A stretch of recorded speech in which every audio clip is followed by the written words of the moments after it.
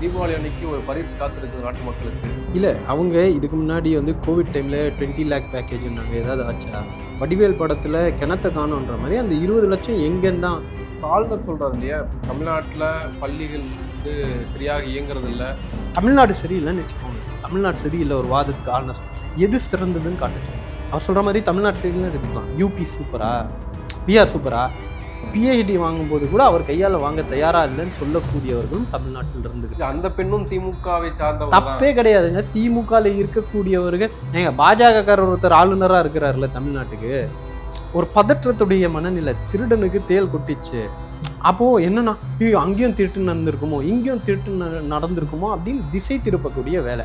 புதுசா சேர்க்கறதுக்கும் கழிக்கிறதுக்குமான நடவடிக்கைய election commission புகார் கொடுக்கும்போது கொண்டு வான்னு சொல்றது இருக்குல்ல, அவங்க எந்த அளவுக்கு பித்து போய் சுத்துறாங்க அப்படின்றதுக்கு இது ஒரு உதாரணம். ஷர்மிளா டாக்கிஸ் நேயர்களுக்கு வணக்கம். இந்த நேர்காணலில் நாம் சந்திக்கிருப்பவர் திராவிட முன்னேற்ற கழகத்தின் செய்தி தொடர்பாளர் டாக்டர் சையத் அபிசுல்லா அவர்கள். வணக்கம். சுதந்திர தினமான இன்று முதலமைச்சர் மு க ஸ்டாலின் ஒரு முக்கியமான கருத்தை பதிவு செய்திருக்காரு. நேரம் வந்துவிட்டது. ஒன்றிய மாநில அரசுகளுக்கான இந்த இடையேயான நிதி பகிர்வு, அதிகார பகிர்வில் நமக்கு உரிய பங்கு வேணும். அதுக்காக சட்ட போராட்டத்தை முன்னெடுக்க தயாராக இருக்கிறோம். அதற்கான நேரம் வந்து விட்டதுன்னு சொல்றாரு. ஏற்கனவே பல பிரச்சனைகள் போய்கிட்டு இருக்கு. சட்ட போராட்டத்தின் மூலமா தான் பல தீர்வுகள் காணப்பட்டிருக்கு. இப்போ எந்த இடத்துல மீண்டும் அதை தொடங்க ஆரம்பிக்கிறீங்க? இல்ல, அதாவது ஒவ்வொரு போராட்டத்துக்கும், இல்ல ஒவ்வொரு ஸ்ட்ராட்டஜிக்கும், ஒரு ஒரு நிலைப்பாடுக்கும் என்ன காலம், என்ன சூழல்ன்றது தீர்மானிக்குது. தொடர்ந்து திராவிட முன்னேற்றக் கழகம் தொடங்கப்பட்ட காலத்திலிருந்து மத்தியில் கூட்டாட்சி, மாநிலத்தில் சுயாட்சி அப்படின்ற ஒரு கோஷத்தோட தான் நம்ம இயக்கத்தை கட்டமைச்சு, அந்த அரசியல்ல எந்த காம்ப்ரமைஸ் இல்லாம நம்ம போயிட்டு இருந்தோம். எப்பப்பெல்லாம் சுயாட்சிக்கும், கூட்டாட்சிக்கும் ஆபத்து இருக்கிறதோ, அப்பப்பெல்லாம் ஒரு நிலைப்பாடை எடுக்க திராவிட முன்னேற்றக் கழகம் தவறியதே கிடையாது. இப்ப இன்னைக்கு பாரதிய ஜனதா கட்சியுடைய கடந்த 10 ஆண்டுகளில், இந்திய சுதந்திரத்துடைய 75 ஆண்டுகளில் இந்த கடைசி 10 ஆண்டுன்றது ஒரு கூட்டாட்சிக்கும் சுயாட்சிக்கும் ஒரு மிகப்பெரிய பாதிப்பை ஏற்படுத்தியிருக்கிறது. எல்லா சட்டங்களும் ஒன்றியத்தை நோக்கி நகர்த்திட்டு போறது. ஒரு பக்கம் என்ன பண்ணுவாங்கன்னா, எமர்ஜென்சி இந்திரா காந்தி கொண்டு வந்ததே தப்பு தான் அப்படின்னு சொல்லிட்டு, அப்ப அது தப்புனா அந்த காலத்தில் நடத்தப்பட்ட விஷயங்களை பரிசீலனை செஞ்சு அதை திரும்ப உரியவர்களுக்கு கொடுக்கணும். இப்போ உதாரணத்துக்கு எனக்கு ஒரு ஒரு எமர்ஜென்சி பிடிக்கல அப்படின்னு நான் சொல்றேன்னா, எமர்ஜென்சி காலத்துல என்னென்னலாம் நடந்துச்சோ அதை நான் ஏற்றுக்கொள்ள மாட்டேன் அப்படின்ற ஒரு நிலைப்பாடுல நான் நிற்கணும். ஒரு பக்கம் எமர்ஜென்சி ஜனநாயகத்துடைய கருப்பு பக்கம் அப்படின்னு சொல்றது. ஆனா அந்த நேரத்தில் கல்வியை பொதுப்பட்டியலுக்கு கொண்டு போனாங்க, மாநில பட்டியல்ல இருந்து. அதை திருப்பி கொடுத்தனா அது கொடுக்க மாட்டாங்க. எமர்ஜென்சி காலத்துல செய்ததை விட பல மடங்கு இன்னைக்கு கல்வியை பொதுப்பட்டியலுக்கு கொண்டு போய் மாநில அரசுடைய உரிமைகளை பறிக்கக்கூடிய வேலையை செஞ்சுக்கிட்டு இருக்காங்க. நிதி பகிர்வுலையும் பிரச்சனை. சமீபத்துல சிஏஜியோடைய அறிக்கை பார்த்தீங்கன்னா, கிட்டத்தட்ட ஒரு 4 லட்சம் கோடிக்கு ஊழல் நடந்திருக்கு. செஸ் என்ன காரணத்துக்காக வாங்கப்படுகிறதோ அதற்காக செலவு செய்யப்படுறது இல்ல.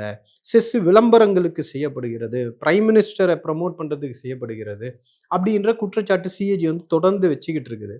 இப்போ அப்படிப்பட்ட சூழல்ல இப்போ மாநில அரசுடைய உரிமை என்ன? வரி வாங்குற உரிமை எல்லாம் நீங்க பறிச்சுக்கிட்டீங்க. சரி, வாங்கிட்டீங்க, ஓகே. அதை செஸ் மூலமா வாங்குறீங்க. பகிர்வுல கூட நீங்க கொடுக்க தயாரா இல்லை அப்படின்றப்ப இதெல்லாம் மிகப்பெரிய சிக்கல்களை உருவாக்குது. அதனால இந்த இஷ்யூஸை இனியும் தொடர முடியாது அப்படின்ற ஒரு நிலைப்பாட்டில் தான் தலைவர் இப்படிப்பட்ட ஒரு பிரகடனத்தை செஞ்சிருக்காரு. இப்போ நிர்மலா சீதாராமன் அறிவிப்பு வெளியிடுறாங்க. தீபாவளி அன்னைக்கு ஒரு பரிசு காத்திருக்குது நாட்டு மக்களுக்கு. ஜிஎஸ்டில ஒரு மாற்றத்தை உருவாக்க போறோம் அப்படின்றாங்க. அப்ப அதெல்லாம் நம்ம எப்படி எடுத்துக்கிறது? இல்ல, அவங்க இதுக்கு முன்னாடி கோவிட் டைம்ல 20 லேக் பேக்கேஜ்ன்னாங்க. ஏதாவது ஆச்சா? ஏதாவது வந்துச்சா? 20 லட்சம் பேக்கேஜ்னு அறிவிச்சாங்களா? அந்த 20 லட்சம் எங்க? வடிவேல் படத்துல கிணத்த காணோன்ற மாதிரி அந்த 20 லட்சம் எங்கன்னு தான் கேட்கிற ஒரு சூழ்நிலையில தான் ஒன்றிய அரசு இருக்கு. ஒரு கிரெடிபிலிட்டின்னு ஒண்ணு இருக்கு அரசியல்ல. இந்த ஒன்றிய அரசுக்கு சுத்தமா கிரெடிபிலிட்டி கிடையாது. அவங்க செஞ்சது எதுவுமே நிறைவேற்றப்படுவதில்லை. அப்படிப்பட்ட கேள்விகள் அவர்கள்கிட்ட கேட்டா நீங்க ஆன்டி இண்டியன், நான் ஆன்டி இண்டியன் ஆயிடுறேன். இந்த சூழல்ல தான் இன்னைக்கு அரசியல் களம் இருக்கிறது. அதனால ஒன்றிய அரசுடைய அமைச்சர்களோ இல்ல ஒன்றிய அரசுடைய பிரதிநிதிகளோ சொல்லக்கூடிய எந்த விஷயத்திலும் உண்மை இருப்பது இல்லை. பாராளுமன்றத்திலே பொய் சொல்ற அளவுக்கு துணிஞ்சு இவங்க பொய் பேசிட்டு இருக்காங்க. ஏற்கனவே பல சட்ட போராட்டங்கள் நடத்தப்பட்டிருக்கு இல்லையா? இப்ப எதன் மூலமாக எந்த இடத்துல வந்து மறுபடியும் சட்ட போராட்டத்த நடத்த முடிவு பண்ணியிருக்கீங்க? இல்ல. இப்போ நீங்க உதாரணத்துக்கு எடுத்துட்டீங்கன்னா, நம்ம ஒரு சட்ட போராட்டத்தின் மூலமாக தான் 10 மசோதாக்கள வந்து வாங்கிட்டு வரோம். உச்சநீதிமன்றம் அனுமதித்தத, திரும்ப உயர்நீதிமன்றம் இன்னொரு ஒரு பிஐஎல் மூலமாக அத நிறுத்துறாங்க. அப்ப இது என்ன உச்சநீதிமன்றம் ஒரு நிலைப்பாடு எடுக்கிறது, உயர்நீதிமன்றம் ஒரு நிலைப்பாடு எடுக்குது. போதாக்குறைக்கு ஆளுநர் உட்கார்ந்துட்டு இங்க எதிர்க்கட்சி தலைவர் போல வேல பார்த்துக்கிட்டு இருக்கார். இப்ப இதெல்லாம் வந்து மறுசீரமைச்சு, ஒரு ரீகன்சிடரேஷனுக்கும் இத பண்ணி தலைவர் சரியான நேரத்துல அதற்கான நடவடிக்கைய எடுப்பார். இப்ப ஆளுநர் சொல்றாரு இல்லையா? இப்ப தமிழ்நாட்டுல பள்ளிகள் வந்து சரியாக இயங்குறதில்ல. வெறும் மாணவர்கள் வந்து பட்டத்த மட்டும் தான் வச்சிருக்காங்க. அவங்களுக்கான உரிய வேலைகள் இல்ல. ம், சாதிய பாகுபாடுகள் தமிழ்நாட்டுல அதிகமாக இருக்கு. ம். பொது இடத்துல மக்கள் நடந்து போக முடியல. பட்டியலினத்த மக்கள் வெளியில போனா அவங்க தாக்கப்படுறாங்க. ம். இப்படியான சம்பவங்கள் நடந்துகிட்டே இருக்கு. சுதந்திர இந்தியால இதெல்லாம் நடக்குது அப்படின்றாரு. இல்ல அதுதான் சொல்றேன். ஆளுநர் பீகார்ல இருந்து தானே வராரு. பீகார்ல ஒண்ணும் இல்ல. ஒரு ஒரு வீடியோ நான் பார்த்தேன். ஒரு இறந்து போன ஒரு ஒரு உடல தூக்கிட்டு போறதுக்கு கூட ஸ்ட்ரெச்சர் இல்லாம மாடி படிக்கட்டுல இழுத்துட்டு போகக்கூடிய ஒரு வீடியோவ நம்ம பார்க்குறோம். இவ்ளோ மோசமா இருக்கு உங்களுடைய மண்ல. உங்களுடைய மண்ல சட்டம் ஒழுங்கு சரியில்லன்னு உங்க கூட்டணி கட்சியில இருந்து இருக்கக்கூடிய அ ராம்விலாஸ் பாஸ்வானுடைய மகன் வந்து நிதிஷ்குமாருக்கு எதிரா அங்க கேள்வி எழுப்பிக்கிட்டு இருக்காரு. இவ்ளோ பிரச்சனை இருக்கு. கல்வி வந்து சரியில்லன்றீங்கல்ல. இந்தியாவிலேயே கூகுள் பண்ணி பாருங்க. எந்த மாநிலத்தில் ஓர் ஆசிரியர் பள்ளிக்கூடங்கள் அதிகமாக இருக்கின்றன? டாப் 3 எடுங்க. ஒரு ஆசிரியர வச்சுக்கிட்டு எல்லாம் முழுசா ஒரு பிரைமரி ஸ்கூலோ, இல்ல ஒரு எலிமெண்டரி ஸ்கூலோ, இல்ல 5ஆம் வகுப்பு வரையும் இருக்கக்கூடிய ஒரு பள்ளிக்கூடத்துக்கு ஒரே ஒரு வாத்தியார வச்சுக்கிட்டு நடத்தக்கூடிய பள்ளிக்கூடங்கள் அதிகமாக இருக்கக்கூடிய மாநிலங்கள் எதுன்னு கூகுள் பண்ணுங்க. பார்த்துட்டு இருக்கக்கூடிய நேயர்களுக்கே நான் சொல்றேன். தமிழ்நாடுல இருக்கான்னு பாருங்க. சரி தமிழ்நாடு இருந்துச்சுன்னா, ஆமா இங்க கல்வி சரியில்லன்னு சொல்லலாம். இங்க அதிகமான ஜிஆர் பட்டப்படிப்பு சேரக்கூடியவர்கள் யார் அதிகமா இருக்காங்கன்னு கணக்கிடுங்க. கூகுள்லயே விட்டுறேன் நான். மக்களுக்கே விட்டுறேன். நான் கூட சொல்லல தரவுகள. அப்புறம் நான் சொன்னா திமுககாரன்னுவாங்க. சரி, இடைநிற்றல் அதிகமா இருக்கக்கூடிய மாநிலம் எது? பெண்கள் வந்து 10வது வகுப்பை தாண்டாத மாநிலம் எது? அப்படின்னு தேடுங்க. இதெல்லாம் தானே பாராமீட்டர். போற போக்குல இங்க கல்வி சரியில்லன்னு எப்படி சொல்லிட்டு இருக்க முடியும்? ஒரு டேட்டான்னு ஒண்ணு இருக்கணும். அந்த டேட்டாவ எல்லாமே நீங்க எடுத்து வச்சுக்கோங்க. எடுத்து வச்சுட்டு சொல்லுங்க. இப்ப அடுத்த குற்றச்சாட்டு இவரு வச்சார். நீங்க வந்து தாக்கப்படுகிறார்கள், அடிக்கப்படுகிறார்கள் அப்படின்னா, இது காலங்காலமாக இருக்கக்கூடிய ஒரு பிரச்சனை. காலங்காலமா வந்து இது நடந்துகிட்டே இருக்கு. இங்க வந்து தலித் சமூகத்துடைய ஒடுக்கப்பட்ட பட்டியலின சமூகத்துடைய உரிமைகளை நாங்க நிலைநாட்டும்போது, ஒரு ஒரு இந்த மாரி சம்பவங்கள்லாம் நடக்கக்கூடிய சூழல் இருக்கும். ஆனா, அத எப்படி அரசு கையாள்கிறது? ஆதிக்க சக்திகள வந்து ஃப்ரீ ஹேண்ட் விட்டுட்டு, அவங்க மேல வழக்கு போடாம, அவங்கள கைது பண்ணாம, அப்படிலாம் விட்டுறது கிடையாது. யாராவது பண்ணாங்கன்னா, நடவடிக்கை எடுத்திருக்கோம். கன்விக்ஷன் வாங்கி தர்றோம். அது சும்மா வழக்கா போறதில்ல. கன்விக்ஷன் போக்சோ அதே மாரி சொன்னாரு. இன்னைக்கு போக்சோ வழக்குகள் எவ்ளோ விரைவுல, எவ்ளோ சீக்கிரமா அத நடத்தி, அவங்கள வந்து கன்விக்ஷன் வாங்கி தர்றோம். தண்டனை வாங்கி தர்றோம். வெறும் விசாரணை கைதிகளாக அல்ல, அவர்களுடைய குற்றம் நிரூபிக்கப்பட்டு குற்றவாளிகளா இருக்காங்க. இன்னைக்கு அண்ணா யூனிவர்சிட்டி வழக்குன்னு சொன்னாங்க. எவ்ளோ விரைவா ட்ரையல நடத்தி இன்னைக்கு குற்றவாளியா ஜெயில்ல இருக்கான்ல அந்த பையன். அப்போ இதெல்லாம் தானே அரசு செய்ய வேண்டியது. அதெல்லாம் உட்டுட்டு, எதிர்க்கட்சிய போல உட்கார்ந்துட்டு, இது சரியில்ல, அது சரியில்லன்னா, நீங்க என்ன பண்ணுங்க, ஒண்ணு எடப்பாடி பழனிசாமிய கவர்னர் ஆக்கிருங்க. இல்ல நீங்க வந்து எடப்பாடி பழனிசாமியுடைய வேலைய எடுக்க ஆரம்பிச்சுருங்க. இதுதான் நியாயமானதா இருக்குமே தவிர, உட்கார்ந்துட்டு வெறும் விமர்சனங்களாக இப்ப தமிழ்நாடு சரியில்லன்னு வச்சுக்கோங்க. தமிழ்நாடு சரியில்ல ஒரு வாதத்துக்கு ஆளுநர் எது சிறந்ததுன்னு காட்டச் சொல்லுங்க. அவர் சொல்ற மாரி தமிழ்நாடு சரியில்லன்னு எடுத்துக்கலாம். யூபி சூப்பரா? பீகார் சூப்பரா? இந்தியாலயே எது சூப்பர்ன்னு காட்டுங்க. இதுக்காக தான் நீங்க கேட்ட மாரி முழுசா எங்ககிட்ட உரிமைய குடு, முழு பணத்த எங்க கிட்ட குடு. இப்ப உங்களால கேள்வி கேட்க முடியுமா ஆளுநர்ல? 2200 கோடி பணம் தரலைங்க. பள்ளிக்கூடம் சரியில்லன்றீங்கல்ல, கல்வி சரியில்லன்றீங்கல்ல. அந்த பள்ளிக்கூடம் சரியில்லாமல் இருப்பதற்கு நீங்கள் குடுக்காத 2200 கோடி ரூவா ஒரு காரணம் அப்படின்னு பிஜேபிய பார்த்து அவர் கேட்பாரா? பிஜேபி அரசாங்கத்த பார்த்து கேட்பாரா? அப்படி கேட்டா அவருடைய நியாயத்த புரிஞ்சுக்கலாம். ஒரு ஒரு எலக்ஷன் இயர். அதனால ஒரு அரசியல் செய்யக்கூடிய ஒரு ஏஜென்ட்டாகவே அவர் இருக்கிறார். முதல்ல அவருடைய டெர்ம் முடிஞ்சு போச்சு. நெறைய பேருக்கு தெரியாது. அவர் வந்து காலாவதியான ஆளுநர். Expired. His term is expired. ஒரு தார்மீக பொறுப்பு இல்லாம ஒரு பதவியில உட்கார்ந்துகிட்டு ஒரு ஒரு சொல்லக்கூடாது. ஆளுநர் ஹிஸ் எக்ஸலன்சி, ஆ ஹானரபிள் எல்லாம் சொல்லுவாங்க. ஹிஸ் எக்ஸலன்சி எல்லாம். அதே அந்த கவர்னர்ன்னு இருக்கிறனால புதுவெளியில பேச முடியாது. உட்காந்துக்கிட்டு இங்க அரசுக்கு தேர்ந்தெடுக்கப்பட்ட மக்களால் தேர்ந்தெடுக்கப்பட்ட ஒரு ஜனநாயக அரசை சீர்குலைக்கக்கூடிய வேலையை செஞ்சுக்கிட்டு இருக்கிறவருடைய வார்த்தைகளை சீரியஸா எடுத்துக்க மாட்டாங்க. அதனாலதான் பிஹெச்டி வாங்கும்போது கூட அவர் கையால வாங்க தயாரா இல்லைன்னு சொல்லக்கூடியவர்களும் தமிழ்நாட்டில் இருந்துகிட்டு அந்த இருக்காங்க. பெண்ணும் திமுகவை சார்ந்தவங்க தான். தப்பே கிடையாதுங்க. திமுகல இருக்கக்கூடியவர்கள் பாஜகக்காரர் ஒருத்தர் ஆளுநரா இருக்கிறாருல்ல தமிழ்நாட்டுக்கு, உட்காந்துட்டு அரசியல் பண்ணிட்டு இருக்காருல்ல, அவர் வேலையை விட்டுட்டு மீதி எல்லா வேலையும் செஞ்சுக்கிட்டு இருக்காருல்ல, அரசு எடுக்கக்கூடிய நடவடிக்கைகளுக்கு முட்டுக்கட்டை போய் போட்டுட்டு இருக்காருல்ல நீதிமன்றத்துல. அவர் பாஜக ஒருத்தர் ஆளுநரா இருக்கலாம். ஆனா ஒரு தமிழ்நாட்டுல திமுகல இருந்து ஒருத்தர் பிஹெச்டி வாங்கக்கூடாது. அப்படி வாங்குறவர் அவர்களுடைய உணர்வுகளை பிரதிபலிக்க கூடாது. இது ஒரு எக்ஸ்பிளனேஷனா? இது ஒரு விளக்கமா? இது அவர் திமுக காரங்கன்றது இருந்துட்டு போட்டோம். திமுக காரங்களாவே இருக்கட்டும். திமுக காரங்க பிஹெச்டி வாங்குறப்ப அதை ப்ரொடெஸ்ட் பண்ணுவாங்க. நீங்க பிஜேபி ஆர்எஸ்எஸ் ஆளா உட்காந்துட்டு ஆளுநரா உட்காந்துட்டு இல்லையா?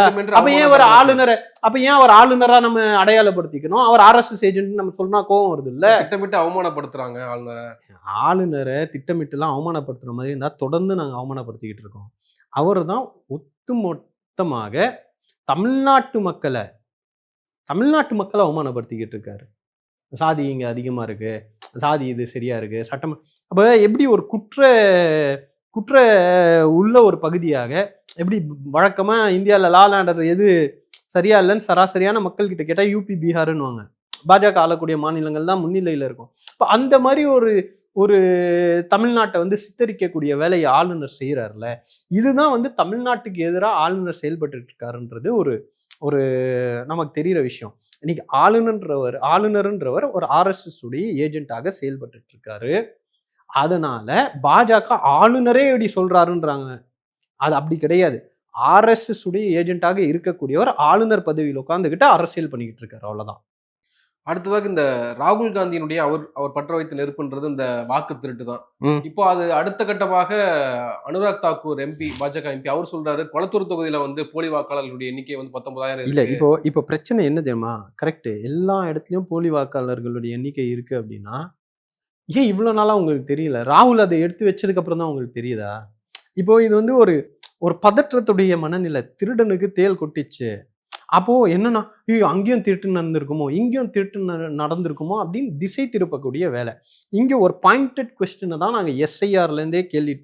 2 தனி பிரச்சனை. ஒண்ணு கர்நாடகாது வேற, பீகார்து வேற. இப்போ பீகார்ல நம்ம கேட்டது என்னன்னா, உங்க இஷ்டத்துக்கு ஒரு 65 லட்சம் பேரை காணுன்றீங்களே, போன வாட்டி ஓட்டு போட்டிருக்கானே, இங்க எப்படி 65 லட்சம் பேர் திடீர்னு காணாம போவோம் அப்படின்ற ஒரு கேள்விக்கு அதுக்கு பதில் சொல்லல.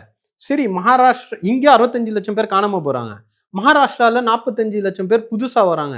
எப்படிரா ஒரு ஸ்டேட்ல 45 லட்சம் 40 லட்சம் கிட்ட பேர் புதுசா வரான், ஒரு ஸ்டேட்ல 65 லட்சம் பேர் காணாம போறான்ற இடத்துல இருந்தா இந்த பிரச்சனை தொடங்குது.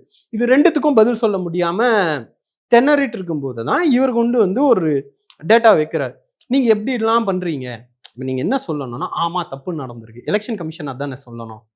ஆமா ராகுல் சொன்னது சரி, இல்ல ராகுல் சொன்னது தப்பு, இது 2 தான் இருக்கணும். நான் உங்க மேல ஒரு குற்றச்சாட்டு வைக்கிறேன். இப்போ அந்த குற்றச்சாட்டு உண்மையா இல்லையான்றது நீங்க சொல்லணும். அதை சொல்றதை விட்டுட்டு டேட்டாவை தான் கொடுக்குறாரு. எலெக்ஷன் கமிஷன் கொடுத்த மாதிரி 4 ஒரே பூத்துல 4 ஐடி வச்சிருக்கு. பீகாருடைய இதுல எம்பி எல்லாம் வச்சிருக்காங்க. அவங்கலாம் டிஸ்குவாலிஃபை ஆகணும். 2 ஓட்டர் ஐடி வச்சிருந்தா டிஸ்குவாலிஃபை ஆகணும். அந்த மாதிரி கேள்விகளை கேட்டா என்ன பண்ணு, எலெக்ஷன் கமிஷன் எந்த அளவுக்கு அப்பட்டமா செயல்படுதுன்றதுக்கு ஒரு உதாரணம் என்னன்னா, சட்டத்தையே மாத்தி கேட்குறாங்க. இப்போ நான் எலெக்ஷன் கமிஷன் மீது வைக்கக்கூடிய ஒரு குற்றச்சாட்டு, இந்த மாதிரி தவறுலாம் இருக்குங்கன்னு ராகுல் வைக்கிறாரு. அப்ப அந்த குற்றச்சாட்டை புகாரா வாங்கிட்டு விசாரிக்கிறது தான் அவங்களுடைய வேலை. ஆனா என்ன பண்றாங்கன்னா, நீங்க ஓட்டர் ஐடியை சப்மிட் பண்றீங்கல்ல, சப்மிட் பண்றப்பதான் நீங்க அஃபிடவிட் கொடுக்கணும். அது கிட்டத்தட்ட ஒரு அஃபிடவிட் தான். என் டாக்குமெண்ட்டை நான் கொடுக்குறேன், ஃபார்ம் 6 படி எனக்கு 18 வயசு ஆயிடுச்சு, நான் முதல் தலைமுறை வாக்காளராக சேர்க்க போறேன் அப்படின்னு போடுறது ஒரு விதமான அஃபிடவிட். அதை கொடுன்றான். அதாவது அது பெயர் மாற்றத்துக்கும் அட்ரஸ் மாற்றத்துக்கும் புதுசா சேர்க்கறதுக்கும் கழிக்கிறதுக்குமான நடவடிக்கைய எலெக்ஷன் கமிஷன் புகார் கொடுக்கும்போது கொண்டு வான்னு சொல்றது இருக்குல்ல, அவங்க எந்த அளவுக்கு பித்து போய் சுத்துறாங்க அப்படின்றதுக்கு இது ஒரு உதாரணம். சட்டத்தை கூட எப்படி அப்ளை பண்ணணும்னு தெரியாத இடத்துல எலெக்ஷன் கமிஷன் மாட்டிட்டு முழிக்குது. இதுல இவங்க மெத்தனமா இருந்துட்டாங்க, இருக்கலாம். இல்ல இருக்கலாம். அதுல மாற்று கருத்தே கிடையாது. 100% அது அப்படி எடுத்துக்கலாம். நான் என்ன ஒண்ணு கேட்கிறேன்னா, ஒரு ஊர்ல எதிர்க்கட்சியே இல்லன்னு வச்சுக்கோங்க. எதிர்க்கட்சி ரொம்ப பலவீனமா இருக்குன்னு வச்சுக்கோங்க. அப்ப இதெல்லாம் நியாயம் தான் அப்படின்னு கடந்து போயிடுமா எலெக்ஷன் கமிஷன்? இப்போ உதாரணத்துக்கு எடுத்துக்கோங்க. யூபியே எடுத்துக்கோங்களேன். பாஜக மட்டும் தான் இருக்கு. எதிர்க்கட்சிகள் ரொம்ப பலவீனமா இருக்கு. பூத் ஏஜென்ட் போட்ட கூட ஆள் இல்லன்னு வச்சுக்கோங்க. அப்போ எலெக்ஷன் கமிஷன் தானே அந்த பொறுப்ப கூடுதலா எடுக்கணும். அதை எப்படி நீங்க வந்து எதிர்க்கட்சி பலவீனமா இருக்கு, அவங்களுக்கு தெரியாதா? அவங்களும் பிஎல்ஏ இருந்தாங்க, இருப்பாங்க. அவங்க வேலை செய்யலன்னா, இந்த அநியாயத்த கண்ண மூடிட்டு எலெக்ஷன் கமிஷன் போயிடுமான்ற ஒரு குற்றச்சாட்டு தானே நாங்க வைக்கிறோம். எலெக்ஷன் கமிஷனோட வேலை தானே. அப்ப இந்தியாவுல எதிர்க்கட்சிகள் பலவீனமா இருக்கக்கூடிய எல்லா இடங்கள்லயும் இது நடக்கும். அப்படின்னு ஒத்துக்கிறாங்களா எலெக்ஷன் கமிஷன்? அப்ப எலெக்ஷன் கமிஷன் எதுக்கு? இதெல்லாம் எதிர்க்கட்சிகள் பலவீனமா இருக்கக்கூடிய இடத்துல கூட தேர்தல் நியாயமா நடக்கணும். கள்ள ஓட்டு போடக்கூடாது. ஓட்டர் லிஸ்ட் தூய்மையா இருக்கணும். சரியானவங்க மட்டும்தான் ஓட்டர் லிஸ்ட்ல இருக்கணும்ன்ற பொறுப்பு எலெக்ஷன் கமிஷனுக்கு இருக்கு. அதை விட்டுட்டு எனக்கு இதுதான் புரிஞ்சுக்க முடியல. இப்படிப்பட்ட ஒரு வியாய்க்கானத்தை எப்படி ஆளுங்கட்சி தர முடியும்? அப்ப காங்கிரஸ் பிஎல்ஏட் வந்தாங்களா? அவன் தப்பு செஞ்சிருப்பான். அவன் பிஜேபியோட ஏஜென்ட்டாவே கூட இருந்திருக்கட்டும். அது பிரச்சனை இல்ல. அது விவாதமே கிடையாது. எலெக்ஷன் கமிஷன் ஏன் வேலை பார்க்கலன்னு தான் கேட்கிறோம். தமிழ்நாட்டுக்குள்ள மட்டும் ஏன் அவங்களால வர முடியலன்ற தமிழ்நாட்டுல இங்க சிஸ்டமே வேறங்க. இப்போ திமுகவை பொறுத்தவரையில இதுக்கு வந்து பயிற்சி கொடுத்து எப்படி எப்படிலாம் ஏமாத்துவாங்க, எப்படி எப்படிலாம் ஓட்டர்ஸ்குள்ள இவங்க வர முடியும்ன்றதெல்லாம் நம்ம அப்சர்வ் பண்ணி ரொம்ப தெளிவா வச்சிருக்கோம். அதனால பாஜகவுடைய இந்த சித்து விளையாட்டுகள்லாம் அவ்வளவு சீக்கிரமா இங்க எடுபடாது, நடக்காது. ஆனா இதே தான் எல்லா மாநிலத்திலயும்னா அங்க களம் வேற. ஆனா அந்த களம் அப்படி இருந்தாலும் நேர்மையும் நியாயமாகவும் தேர்தல் நடக்கணும் அப்படின்னு பார்க்க வேண்டிய பொறுப்பு எலெக்ஷன் கமிஷனுக்கு இருக்கிறது. எலெக்ஷன் கமிஷன் அதை தட்டி கழிச்சுட்டு போக முடியாது. கடந்த இப்ப பீகார கடந்து இப்ப தமிழ்நாட்டுக்கு நம்ம வந்தோம்னா, கடந்த 6, 7 ஆண்டுகளாக பாஜக எதிர்ப்பு மட்டுமே முன்னிலைப்படுத்தி திமுக அதை நாங்க ஏத்துக்க தயாராவே இல்லை. பாஜக எதிர்ப்பும் ஒரு அங்கம். இங்க வந்து எதிர்ப்புன்றது இல்ல. 2024 எடப்பாடி பழனிசாமியும் பாஜக எதிர்ப்புன்னு எடுத்தாரு. ஓட்டு போட்டாங்களா? ஓட்டு போட்டாங்களா? என்டிஏ கூட்டணி தவிர இங்க எல்லாருமே பாஜக எதிர்ப்பு தான். ஆனா அதுக்காக எல்லாருக்கும் ஓட்டு போட்டுறாங்களா? அது கிடையாது. ஒரு எதிர்ப்புன்னு ஒண்ணு இருந்துச்சுன்னா அதை நியாயமா யார் எடுத்து வைக்கிறான்றதும் பார்ப்பாங்க. அது மட்டுமே ஒரு ஃபேக்டரா இருக்காதுன்ற. இப்போ அதுக்கு உதாரணம் 2024 எடப்பாடி பழனிசாமியை பொறுத்தவரையும் 24 வரும் பாஜக எதிர்ப்பு வச்சாரு. நாங்களும் வச்சோம். ஆனா எடப்பாடி பின்னாடி போலல்ல, திமுக கூட தானே வந்தாங்க. அப்போ பொலிட்டிக்கல் இதுல வந்து it is not the message, it is also the மெசஞ்சர்னு.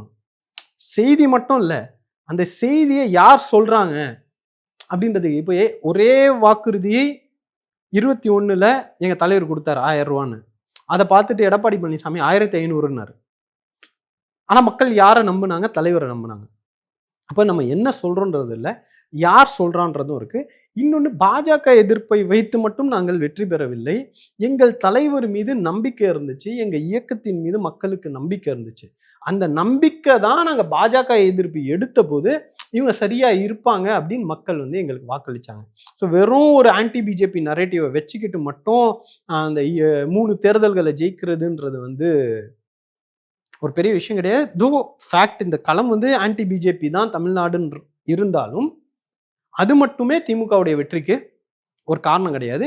தலைவருடைய நன்மதிப்பு, தலைவருடைய நம்பிக்கை, துணை முதலமைச்சருடைய செயல்பாடுகள், இளைஞர்களை வந்து இந்த இயக்கத்தை நோக்கி கொண்டு வந்தது, சுயாட்சியை காப்பாற்றுவது, கூட்டாட்சியை பலப்படுத்துவது, சமூக நீதியை காப்பாற்றுவது, மத நல்லிணக்கத்தை காப்பாற்றுவது, மத கலவரங்கள் நடக்காம தடுக்கிறதுன்ற ஸ்டாண்ட்ஸ் எல்லாத்தையும் சேர்த்து தான் நம்ம ஜெயிச்சிருக்கோமே தவிர ஆன்டி பிஜேபி நரேட்டிவ் வச்சுட்டு நம்ம ஜெயிச்சோம்னா எடப்பாடி ட்ரை பண்ணாரு, தோத்து போயிட்டாருல. ஒட்டுமொத்த விமர்சனமும் பாஜக அதிமுக கூட்டணி சேர்ந்துருச்சு பாருங்க அப்படின்றதான நரேட்டிவாவும். அதை நாங்க ஏன் வைக்கிறோம்னா, ஏடிஎம்கே தானே கூட்டணியில இருந்து வெளியே வரப்போ பாஜகனால தான் தோத்தோன்னு ஜெயக்குமார் சொன்னாரு. இல்லைன்னா நம்ம ஜெயிச்சிருப்போம், நம்ம ஆட்சிக்கு வந்திருப்போம்னு சொன்னாரு. இப்போ அவங்களோடய நீங்க ஏன் திரும்ப போய் சேர்றீங்க அப்படின்னு ஒரு அரசியல் ரீதியான விமர்சனத்தை வைக்கவே கூடாதா? அந்த விமர்சனம் நியாயம் தானே. அப்படித்தானே அந்த விமர்சனம் வைக்க முடியும். இதை வேட்டா நீங்க வந்து பயப்படுறீங்க, பதற்றப்படுறீங்கன்னு ஏதாவது ஒண்ணு உளறிட்டு இருப்பாங்க. நன்றி, நிறைய விஷயங்களை பகிர்ந்துருக்கீங்க. நன்றி.